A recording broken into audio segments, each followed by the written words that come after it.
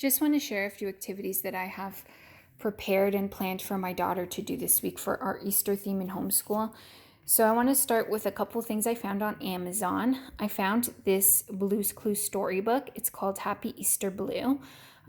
So she likes Blue's Clues. The pictures are very bright and colorful, so I think she'll really like it. Plus, it's Easter themed. It is a little bit more wordy than books that we're used to reading. My daughter's not an independent reader yet. So I usually read stories to her and she just follows along with her finger. And I try to always pick like really simple books, like pre-K, K level type books. So this is a little bit more wordy than what we're used to, but I'm going to give it a try and see how she does. If I feel like she's getting tired or bored of the story, then we might just look at the pictures and talk about it. We might look at the clues that Blue has drawn in his clue book and talk about that and what we think it is. And so the purpose of the story is we're trying to figure out with the clues what Blue wants to do for Easter. And then at the end, you see that he wants to decorate Easter eggs. This is good because for a follow-up activity to tie in with this story, we're actually going to decorate our own Easter eggs. So we'll read the story and then we will also decorate our own Easter eggs. I'll say, hey, Layla, Blue decorated Easter eggs. Do you want to decorate Easter eggs? And I know she'll say yes. And that's going to be a little follow-up activity. Okay, so that was from Amazon. This was also from Amazon. It's called Search and Find. It says it's for kids 2 to 4. This we will use for math, for counting. So counting is a big goal right now. Now, I didn't really know what I was getting because they don't have pictures when you purchase books on Amazon. For my daughter specifically, I don't know how she'll do with this. So it says, find and circle these 4 Easter eggs in the puzzle box. It says that for all of them. Circle the one chickadee. So down here, it's got pictures of specifically what you are looking for, right? So it's not any Easter egg, it's these 4 Easter eggs. So there's just a lot going on here, a lot of colors, a lot of patterns. I don't know how my daughter's going to do with that. I don't know if it's going to be like sensory overload for her or too overwhelming. So I will try. I will point out to her these 4 eggs and I'll ask her if she can find them. If it's too complicated for her, like let's say she does this one instead because it's a little bit similar, I'm not going to do anything to like frustrate her or overwhelm her. I'm just going to focus on counting. So if she just circles 4 eggs, I'll be happy with that. Okay, so that's how we're going to use this. We're going to use it just to focus on counting. I just want to see that she can circle 5 Easter baskets, even if it's not these 5. But if you have a child who is into these more like complex search and find type puzzles, then they might really enjoy it. But I don't know how my daughter's going to do with it. I'll try and I'll see. And if not, then we just modify and we'll just focus on the number and counting. Okay, so this is going to be one of the math activities. It's a lot of pages of the counting. I don't know if we're going to do it all. There is answer sheets at the back, and then there's also bonus activity sheets. So this one is mazes, and these 2 sheets here is just decorating Easter eggs. Okay, so that was also from Amazon, and we are using it for math counting. Since we're on the topic of math, another activity we'll be doing for math is adding. And I went to the dollar store and I found this big plastic pink egg, and then inside the pink egg I put these little mini colorful foam eggs, also from Dollarama. Okay, so what we're going to do is I'm going to bring out these little plastic eggs as well, and I'm probably going to put them in the basket like this. And so my daughter's giving me a hard time with adding numbers beyond 4. She always wants to add 4 plus 1 or 2 plus 3. She won't go past 4. And obviously counting, like I said, is a goal, and I need to challenge her a little bit. She just is not a math fan. I don't blame her. She gets it from me probably, but we do have to do it. It is a goal. So I want to push her a little bit to go beyond the numbers 4. So I'm going to give her an egg. So for example, let's say she opens this blue egg. I give her the blue egg. She opens it and it's 6. Okay, that's the egg she got. I'm going to hold on to these myself. I'm not going to let her have access to it, I'm going to give her 1 egg at a time. Whatever number she opens, that's the number she's got to do. It's not negotiable. So she opened an egg with the 6 in it. So she's going to write 6 on the line, in the bubble first. And then she's going to count 6 foam eggs onto the 10 frame. Okay. Then I'm going to give her the next egg for her to open. And this one is, it's her favorite number, 4. So we'll put 4 there. She's going to write it in the bubble first. And then she will count 4 more eggs to finish off the 10 frame. And then I'm going to ask her, how many eggs in total, Layla? And she's going to count, and there'll be 10. So I'll reiterate. So she'll write 10 in the square, and then we'll reiterate. 6 plus 4 equals 10. Okay. And I'll probably I have enough here to do like 3 questions, which is usually what we do for addition. After 2 questions, she's already saying, all done, all done. So I had to get a little bit creative with addition in order to challenge her and push her a little bit. And, using this also just happens to tie in with the Easter theme, so it's kind of perfect.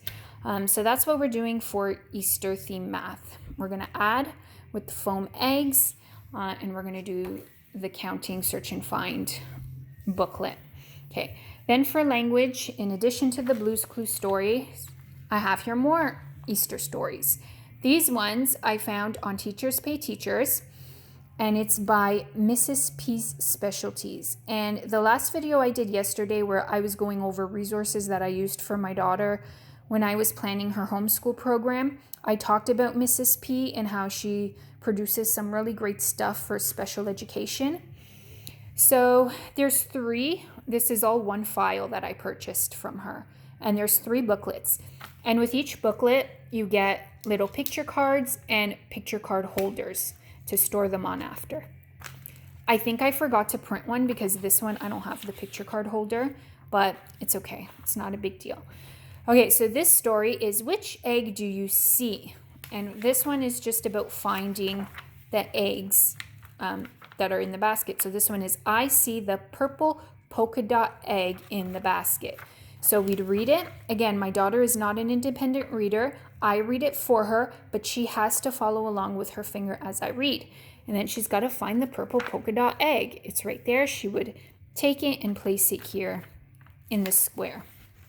Okay, and then the next one is, I see the green striped egg in the basket. So again, I read, she points, and then she's got to find the green striped egg to put here in the box. Okay, and she's doing that for all the pages. Okay, it always starts the same. I see the, and it always ends egg in the basket. And the only thing that changes is the color. This is good because it's predictable, and especially from someone like my daughter who is not an independent reader, who's more of an emergent reader. It's good because after a while she'll get the hang of it. All starts with I see the, and it always ends with basket. Right? And so hopefully by maybe like the 3rd page, I could get her to maybe start saying I see at least. And also what I do to try to get her involved in the reading is I will sometimes point to the picture and then the word, and she'll make the connection of what I would like her to say. So I'll start, I see the, and then I'll point to the egg. She might say egg right away, and I'll ask her what color is it, and she'll say blue, and then I'll say egg in the, and I'll point to basket, and then I'll point to the basket, and she'll hopefully make the connection to say basket. That's how I try to get her involved in the reading. So I'll point to the picture and the word and try to get her to say it. And even if in the beginning, like she might say I see the, instead of saying, for example, blue egg, if she says I see the egg right away, I'll correct her the first time, but then by the next time, hopefully she'll catch on that this is the color, because like I said, the book is consistent. It's always I see the followed by the color and pattern. Okay, so that's what I like about it. Okay, so this is a good one, and it's great for sight words too, because it's I see the, those are very those are very popular sight words. So it's great for sight word reading as well.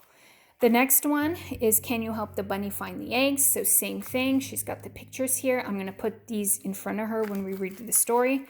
So she's got to match the picture. So it would be this one, and she would place it here. Okay, so this one is asking a question. Where is the egg? It is in the, and then again, I would try to get her to read it by pointing to the basket, and she would say basket. Okay, even with egg, I would say, where is the, I'd point to egg, and she would be expected to say egg. Okay, and then she would find the picture and put it here when we're done reading. Where is the, and she would say egg. It is behind the, and she would say flower. And then she would find the picture and she would put it here in the box. Where is the egg? It is next to the, and she will say tree. Okay, so that's how I try to get her involved with reading as much as I can. And the good thing about this book is it actually works a lot on positions. And also the word where, it's consistent. The question is consistent once again. Where is the egg? So they're getting familiar with the where, and it's giving them the context that when we say where is something, we're asking a question. So where is the egg? It is in the basket. Again, where is the egg? It is behind the flower. Where is the egg? It is next to the tree. Where is the egg? It is under the bush. Okay, so it's really great to work on positions, which is a goal that I have with my daughter. We work on positions sometimes. It's something she's struggling with a little bit. So this is great for that. It works on positions. And like I said, I like the consistency of the question, where is the egg? Okay, it gives them context of when we would use the word, how we would use it, etc. Then the last story, what do you see at Easter time? So I would just have the pictures next to her just like that, but without the card holder. And then again, I'll put them in random order. So these pictures, they're all in random order. They're not in the same order as the pages. And that's kind of important because if they were in order, then she wouldn't even have to try. She wouldn't even have to focus or pay attention. She would just know to move on to the next one. Like this, she's got to really look at the picture, understand what we're reading to really find the correct picture. Okay, so I'll do the same thing with this. I will put the pictures next to her by the book in random order. We'll read it and she'll have to find the picture that goes with the page. Okay, and it's always going to match the picture on the page. So this one is just good because it talks about things we see at Easter time. So it's getting them familiar with their surroundings at Easter time, right? It's general knowledge for them. And then it might be a good conversation starter to talk with your children about what do you think we'll see at Easter time when we go to the store, when we go for dinner at grandma's house or whatever. So this one is just good for personalization, okay? So that's what we're doing. Stories for language, counting from the Search and Find book for math, and adding with little mini foam eggs. So that's it. Just thought I'd share.